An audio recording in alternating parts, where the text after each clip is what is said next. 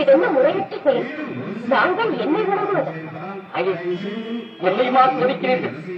தச்சன் செய்த தவத்தின் பயனால் தோன்றியுள்ள தங்களை அறிய எனக்குமா தெரியாது? அம்மா, பலமிழந்திருக்கும் பரமேஸ்வரனை மனசு அதற்கு பலமளிக்க வந்துள்ள பராசக்தியின் அம்சம் அல்லவா தாய்? உனக்கு தெரிந்துள்ள இந்த உண்மை என் தந்தையாருக்கு தெரியவில்லை.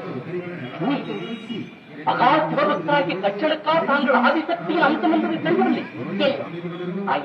தாங்கள் மனது வைத்தார் உங்கள் அவதார நோக்கத்தை தட்சனுக்கு தெரியப்படுத்தி உனக்கு ஏற்பாடு செய்து விடலாமே. நான் எடுத்திருப்பது மாநிலத்தில் இந்த பிறவிக்குண்டான விதிமுறைகளுக்கு நான் கட்டுப்பட்டுத்தான் ஆகுவேன். என்னம்மாய், தரணிக்கெல்லாம் தாயான தங்களையுமா அந்த விதிமுறைகள் கட்டுப்படுத்தும்?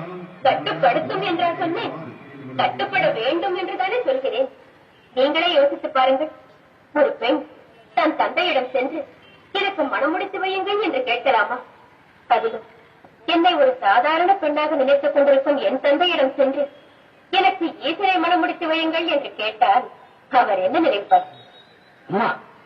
தாங்கள் பராசக்தியின் அம்சம்தான் என்பதை அவருக்கு புரிய வைத்திருந்தார். புரிய வைப்பது யார்?